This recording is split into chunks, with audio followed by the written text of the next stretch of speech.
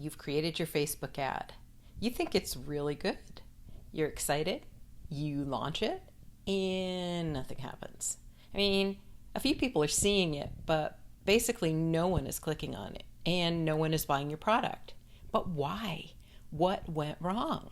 Today, we're going to talk about the 6 areas where most beginners go wrong with their Facebook ads and how to correct the mistakes that are being made.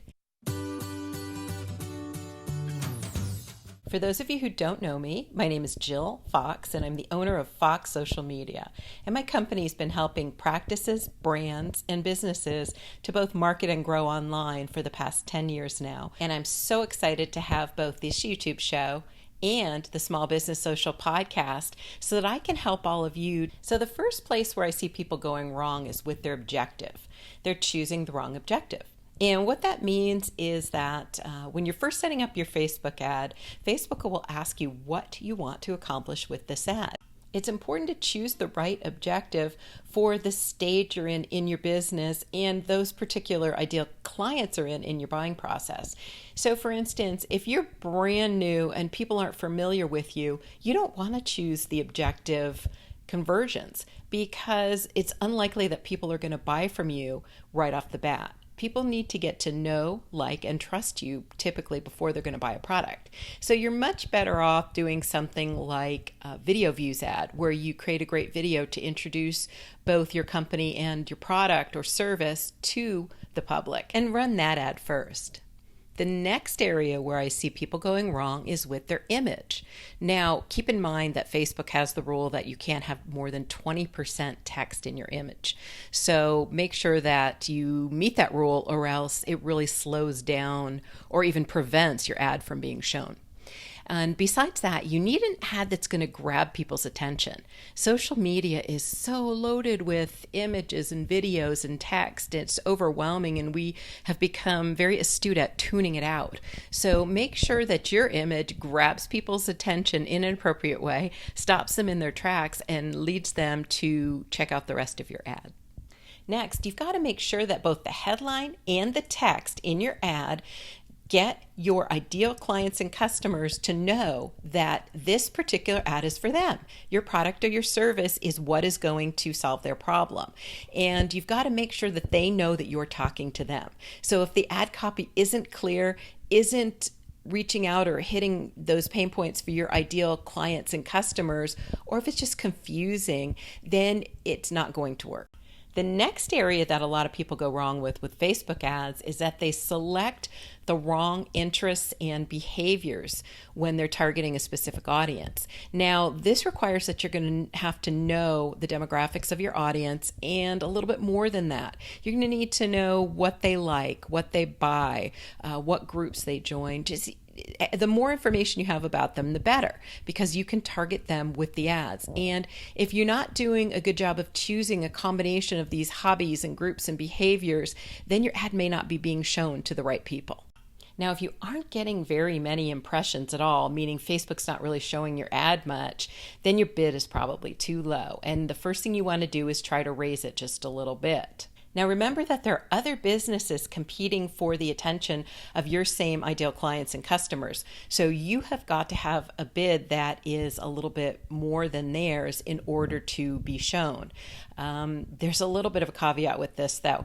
If you're a small business, I don't recommend very large bids for a few reasons. One, you're not trying to reach a massive audience of everyone in the world like McDonald's or Coca-Cola is.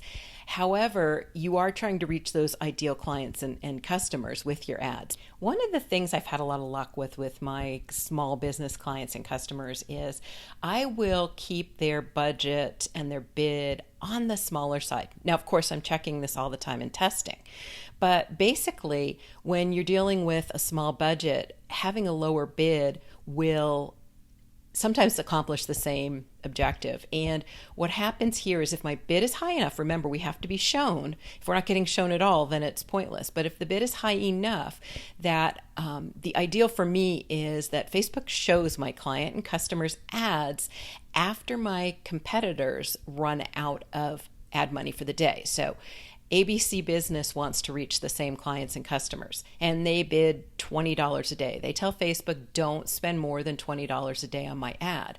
So Facebook's going to try and spend this all as fast as possible. And ABC Business runs out of ad dollars for the day at, let's say, 4 p.m. Well, guess what? Now my ad is going to show with the lower budget. I don't really care when it shows, as long as it's getting in front of my ideal clients and customers. And one of the biggest areas where people go wrong is that they try to sell their product to a complete stranger. So let me back up just a little bit here. If someone doesn't know you, has never heard of you, and you walk up to them on the street and say, hey, do you want to buy my product? They're going to be like, okay, you're weird, inappropriate, and no, of course not. I don't know who you are. I don't trust you. I don't know anything about you. And I don't like the fact that you approach me like that right off the bat. So it kind of works the same way with ads. It's going to fail in most cases if you start out that way. So we talked about before, if you're brand new, run an ad that is going to let your customers and clients, your ideals, learn a little bit about you. Then the next ad, maybe you've run a video ad first. So, okay, on ad number 2, let's select video views. And let's run that ad to people that watched at least 10 seconds of your initial video ad. This second ad may drive traffic to your website, where in hopes that people will click your link and get to know even more about your products and services. So it is a process, and people typically need to see you, hear from you, hear about you, about 7 to 9 times before they're comfortable buying from you. You have to build awareness, trust, and respect before most people will buy from you. So it is a process. There's a lot of people that want to go through this so fast, and they want to just speed up the process. Hey, all of us do, right? But you can't do it that way. So it takes you backward in a way, because you're wasting your money up front. And had you done the process right from the beginning, you'd actually hit your goals sooner. So make sure that your ads are targeting your ideal customers and clients appropriately, and they match up with the place that these people are in the buying process or the awareness process of you and your products. Please know that creating an optimal Facebook ad requires trial and error. Everybody has to test. Even people who have done it for a long time. Just do your best. Set the ad up. But know in many cases it's going to need tweaking. Do not spend a lot of money on your ad, and don't let it run for more than 7 days without checking the analytics on the ad, specifically impressions and clicks, and see what the ad is getting.